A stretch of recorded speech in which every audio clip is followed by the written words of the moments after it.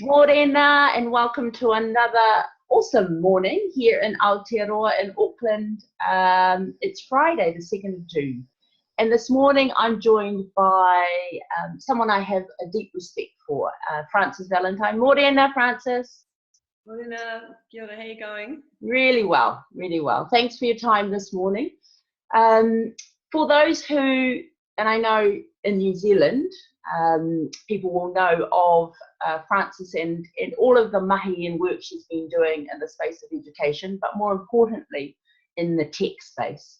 And I'm really encouraged to see more women in the tech space, especially in New Zealand and across the world. So Frances is the CEO and the founder of Tech Futures. And I've just watched in admiration as the organization has grown, as she continues to disrupt education and how we think and do in this space. So without further ado, I'm going to get Frances to introduce herself, and then we're going to go into some meaty questions. Kia ora, Frances. Thanks so much. Yeah, so I'm Frances Valintine, and I'm really passionate about our future, not just here in New Zealand, but the future of what our children are going into, an entirely different world. And I sort of feel that we get to choose what we want to be. And we're at the crossroads right now globally about, who do we want to be? What do we stand for? What gets us out of bed in the morning, and what's going to excite our children about the future? So it kind of frames my day. Yeah, wonderful, wonderful. And so, Frances, just so that everyone understands what your background is, how did you get to where you are today? Look, I've got the classic zigzag squiggly line story, and I grew up in the town of Hawera, a very small, at the time the population was less than 5,000 people, but I lived right in the outskirts in the country. And growing up, I always felt there was things I wasn't getting to experience because I lived in a rural town, and it wasn't a town that was particularly wealthy, and aspirations of people around me were pretty much, they were doing what their parents were doing. And I sort of felt, is this it? And through circumstances ended up as a teenager in Auckland and started to see a different world and realized that actually cities gave different types of opportunities. And I thought, okay, this is kind of interesting, but I had this very much a raw way of looking at things. I would dig in, and discovery was a big part of it. If I didn't know how to do it, I'd figure out how to do it. And it was probably, in a weird way, from my dad, who, if I said to my dad he was a feminist, he'd be appalled. He'd be just like, no. But actually, his view was any woman can do the same thing as a man. And as a young child, he had the view on the farm that my job was exactly the same as my brother or, the farm hands. So anyhow, long story short, I ended up traveling very young. I headed off to London at 17, got interested in business, but got really interested in technology. And again, through circumstances, ended up falling into education about 24 years ago and never left. I just love this idea that with information and insight, people can become whoever they want to be. And that was really the beginning of it. And then have dedicated really since that time developing environments and labs and physical and online experiences for everyone from young children as young as 5 right through to postgraduate and master's students who are well into their 60s and 70s. So look, there's no part of education I don't love. Wonderful. So ngā mihi kia koe for all that you do in this space of education and technology.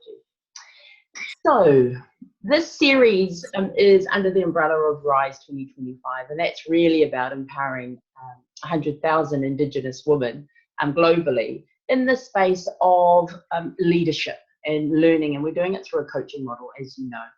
And so when we think about women in leadership in a digital age, what is it that we need to be focusing on going forward from your perspective? Yeah, I think the first thing we need to be really mindful of is how fast the world is changing in terms of jobs and the future of work.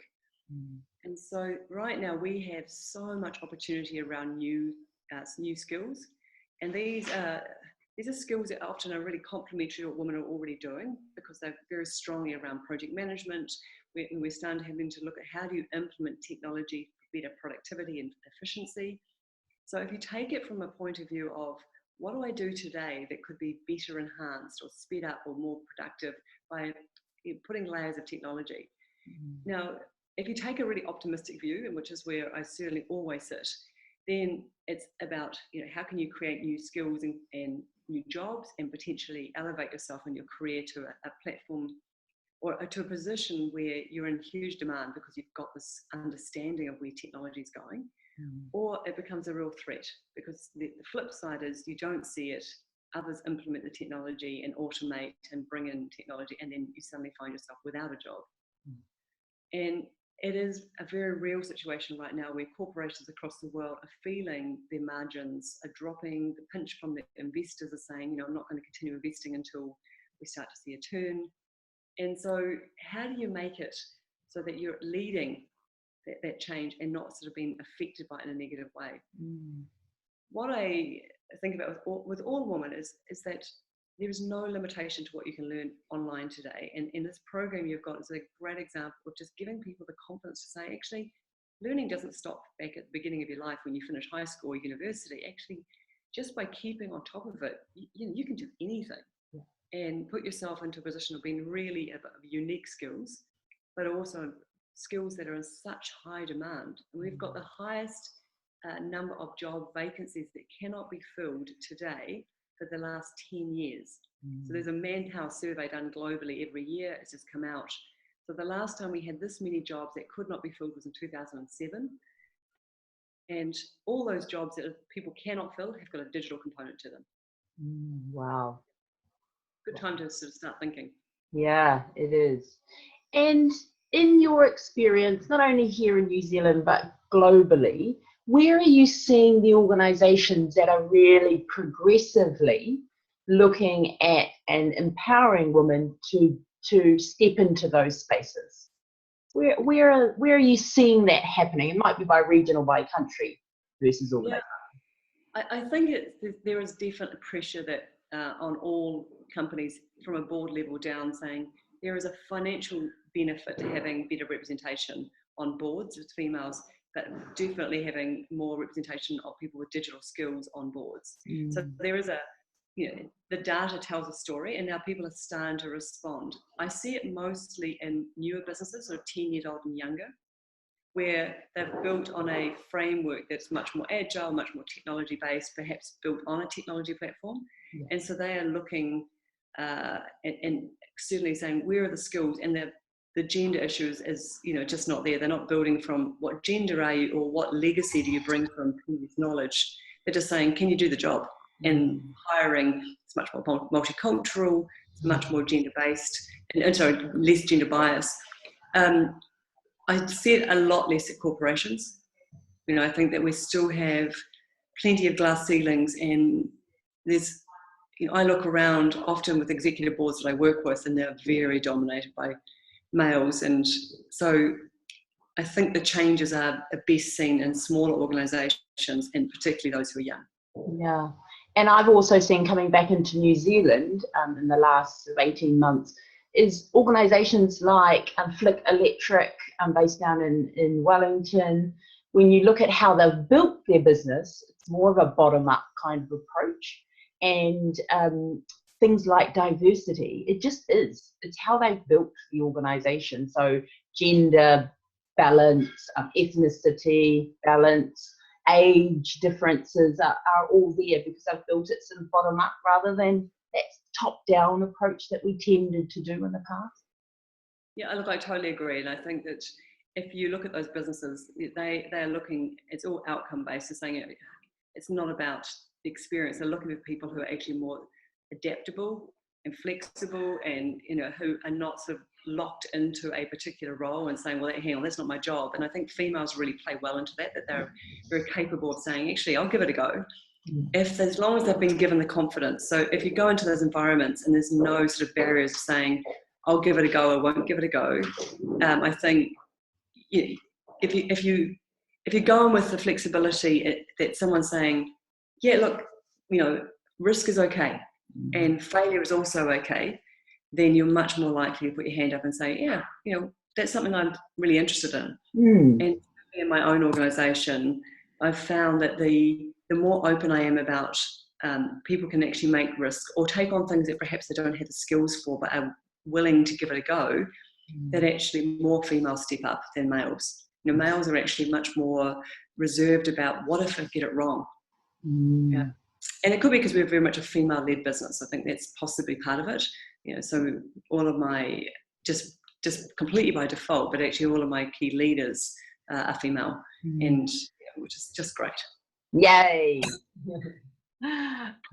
And I think, just in picking up on what you've just said, I think when women feel safe in an environment to make mistakes, you know, obviously we've got a risk profile around that.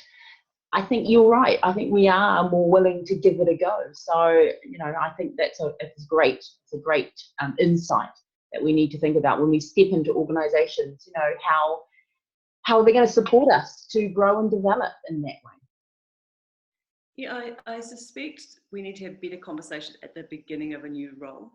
And I'm always a really great admiration for younger women who are going in and saying, actually, I want to see that in writing that you're prepared to give me flexibility and the way I work, or you're prepared to give me the chance to take on responsibilities that I haven't currently got. And I want to see in writing that actually you will actually look at my salary base or my package every, you know, whatever period of time, and that this is not just something that we're going to talk about pre-employment and never happens, but actually, you know, you're going to stick to it and put it into words. Great. So it's that negotiation process. Really, yeah, and doing it very early before you've been committing. So I think about the jobs in my earlier career, I would never have had the confidence to say at the point of saying yes to a job, actually, yes, but let's just get a few things clarified. But I'm hearing that more and more of these women in their 20s who are just like, you know, I want to make sure that I really do have flexibility. And if I do leave at 3 o'clock in the afternoon to pick up the kids, that my boss is not going to look at me and as though, you know, look at the watch and sort of saying, oh, I got that time again, or skiving off. You know, so I think the conversations are getting bolder, and I think that is brilliant. Yeah, great. Go millennials. Yeah. And so the other question I really wanted to pose to you, because I know you have a very good perspective on culture and how that needs to be inclusive in terms of technology. Where do you see technology really serving Māori, Pacifica, Indigenous people in the digital age? Again, what should we be focusing on? What I really love with Māori and Pacifica particularly is their views about legacy, but also about long-term sustainability and benefactors being intergenerational. And so what I love when I talk in these communities is they're never talking about what's in it for me. It's always about how do we change a system so that we can improve the outcomes or achievement or capability or life or health, whatever it might be, for not just my children, but not even just their children, but actually my great-great-grandchildren. You know, that we've actually got a responsibility, that the legacy we leave is not just about, you know, did I get the biggest house or the best job? And I think that's something that we can all learn from, that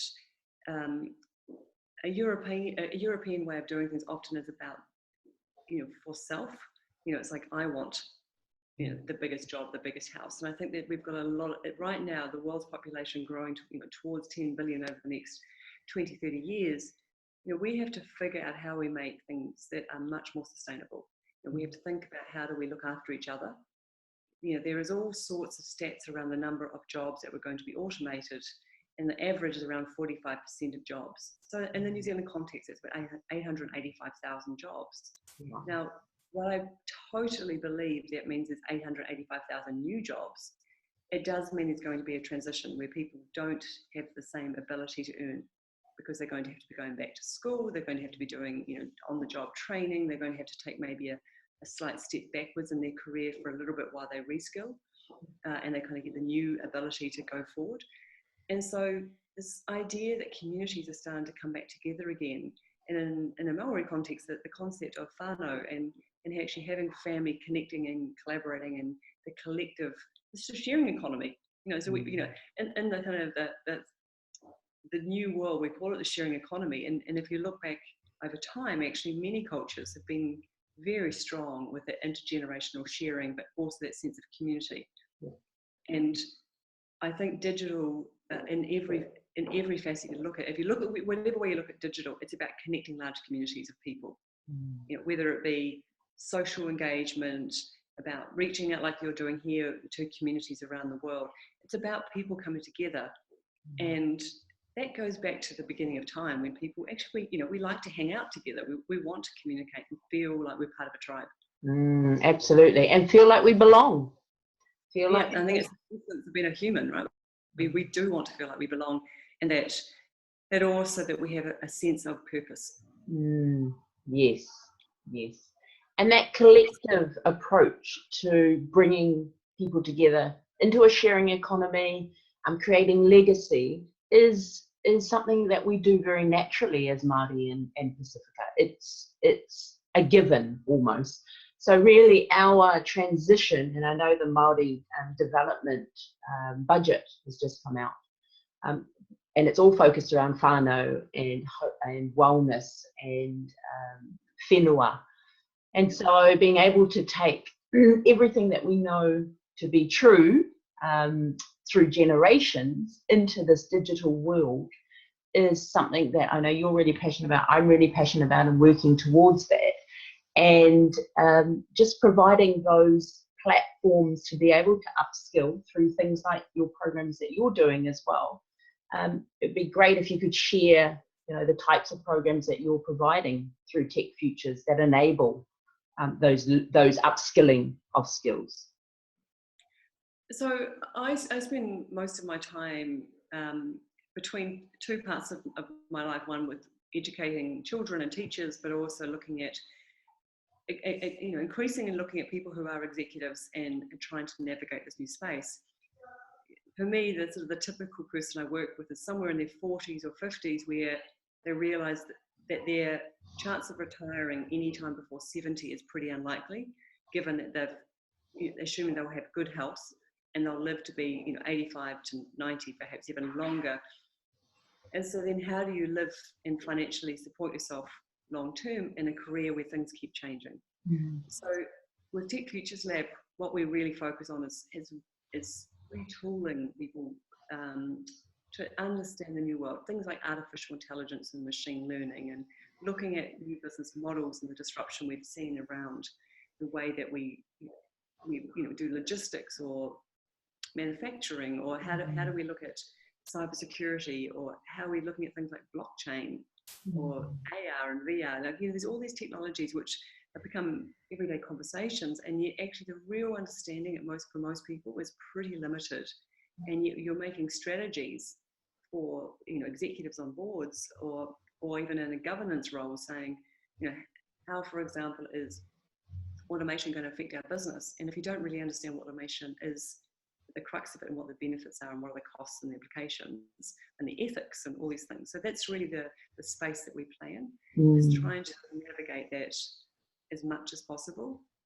And I think that what we really need to also look at is culture, with the whole area of going forward, is not to lose culture, because the more connected, the more sort of global, you know, globalization is fabulous, but it has the other effect that we can become a little bit lost in, you know, we're all so connected that we lose sense of identity, which goes right back to culture. And I think that this is something, particularly in the New Zealand context with Māori and Pacific, where culture can be at the forefront and saying, actually, this is the thing I'm going to amplify, the uniqueness and the point of difference.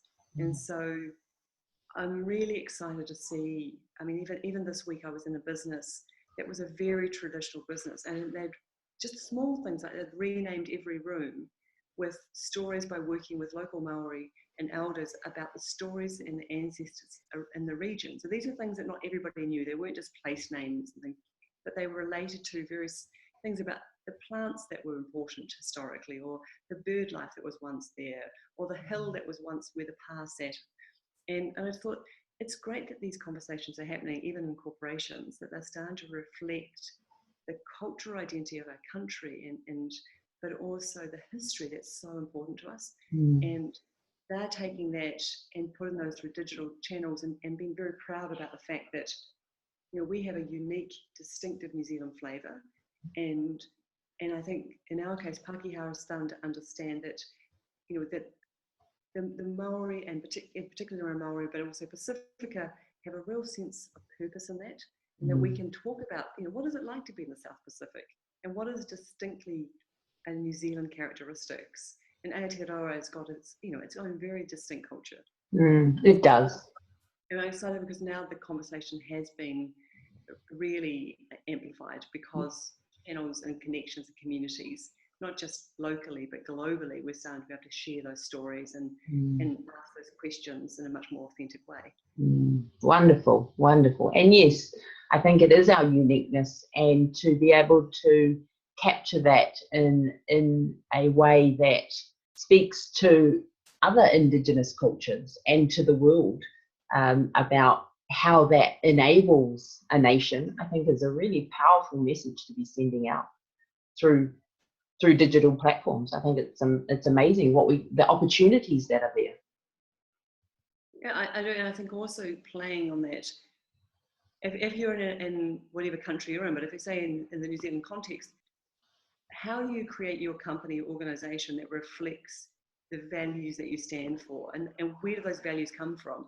It's not sort of like, you're not going to Google values and go, right, these are the values I'm going to, steal from someone else and apply in my business. For the first time, I think we get to choose what we stand for, and we get to choose what we want, everything from a sort of morally and ethically, but also just saying, how do we want people to respond and talk about their roles, and what do they want to take home at the end of the day from the business? And I don't recall a time before in business where a business is consciously thinking about who they are and what they stand for, in the way we are today. Yeah, I agree. And I know that today and I've seen it through all of your social media postings, you've actually got a scholarship for Māori and Pacifica, is that right? Yeah, so we in all of our intakes, we have scholarships for Māori particularly, but also any worthy cause. We're trying to make sure that we never limit access. So Pacifica as well. And the last intake we had, we were thrilled that we had 30% of our students on our cohort for our master's program were Māori women, which for us was just brilliant. It means that we're getting through. Unfortunately, we have a new intake coming up next week. We don't have that. So one, we have less women, but also we have no Māori. So next time around, we're going to keep at this, because I think that we really want to make sure that the future and technology is not intimidating to anyone, and that actually there is real opportunity. And actually, I'll give you some of the concepts that these wonderful Māori women have done. One is around a game, so gamifying and looking at how do you tell the stories to a mainstream audience. So how do you take very strong Māori stories with strong characters and actually to have those translate as storytelling but through digital platforms. And one of them is around teaching non-Māori preschoolers how to speak te reo. So these are again using a platform, and I was thinking, these are great. These are really powerful ways of amplifying, again, culture and storytelling and history. Yeah, and and embedding it in a digital format that is there for our future generations to come. Yeah, wonderful. Definitely. So, what's next, Frances Valintine? What's on the table for the next year for you? So we are on a journey that we are increasing around how do you change the ability for teachers to teach in today's world with a new generation of kids who act, think, respond differently. We've been really conscious to take that out into our smallest regions. I have to say I'm very excited that in July that we'll be starting to teach teachers in Hawara, where I started, where I was born. So that, that's pretty exciting to go back. But also into some of the really small regions. We're going into Wairoa, and we're going down. We're going up to Kaitaia. We're starting to reach further and further into small regions to re-educate teachers. I'm very hopeful. I've got my fingers very much crossed that we will have the permission very soon to open a partnership school, so a public free school around innovation for high school students. And we certainly know that in the next few weeks, and then if that happens in just over a year, we'll actually have will be potentially the first STEM-focused high school in New Zealand. So STEM being science, technology, engineering, and maths. Yes. And for that, I'm very committed to make sure we have really great participation from all ethnic groups. You know, I really want to, and I'd love to see a great cohort here of young Maori students who see that their future may involve these STEM subjects, but the fact that we're going to be teaching in a highly applied, you know, get active way, and not just about, you know, learning in a traditional teacher sort of the chalk and talk approach. You know, I think we've moved away from that. We know a lot more about how people learn, and I really want to bring it to life. Yeah, wonderful. And I've seen your newsletters around that, and I think it's amazing that A, you're leading in that space, but B, the opportunity for all ethnicities to come together at such a young, malleable, agile age to really move our nation and probably the world forward. I can just imagine what that will bring in terms of outcomes. Yeah, I think the second, I mean, the greatest thing about that, if you start a high school and you can provide the evidence really quickly that this model, it engages students, but it also means they can achieve in a way that they couldn't in a traditional school because they didn't feel that the measures of success in the traditional school are pretty hard. Yeah. I mean, they're harsh if you are not someone who's great at retaining information. Yes. They're really harsh if you don't understand the context. And for me to learn, I need context. I need to tell me in a situation that's real. Yes. And if the school, if it can prove that in a few years, I would just love to see that be picked up and applied across regions all across New Zealand, particularly in areas where we've already got low student achievement and also high youth unemployment rates. Yeah. I know we've got some areas in New Zealand where the stats are not great, and we've got to address those. And we've got to work out at what point do youth lose the belief in themselves, and how do you change that so they can believe they have a future and that they can do anything. And for me, if we can just change those numbers, that we can get more young people going, look, I can be anything I want to be, and I can bring real value, and I've got a place in this world. You know, I'd be a very happy person if we could do that. And they can be uniquely themselves. They can be.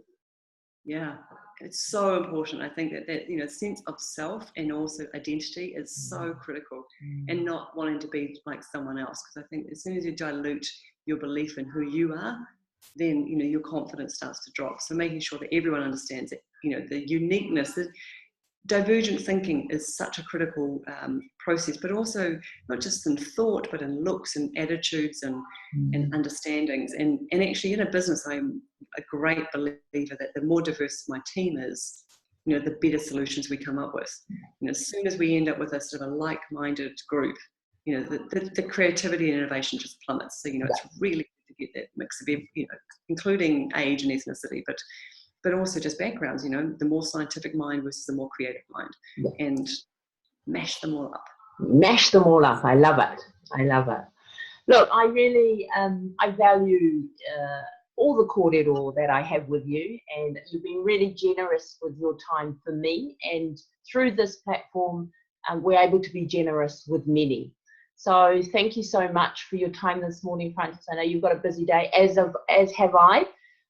From the Rise2025 perspective, I can see potentially women coming through who may be looking at things like your master's program. So, those sort of reciprocal relationships, creating that sharing economy is also part of my kaupapa. And so I really, I really support all of your initiatives, and thank you so much for your time this morning.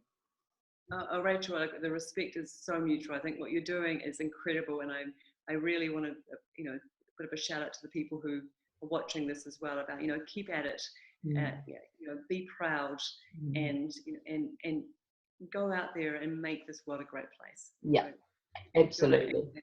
Thank you so much. It's been great. Thank you so much, Frances, and we will see each other soon, no doubt. Sounds great. Okay, bye. Okay.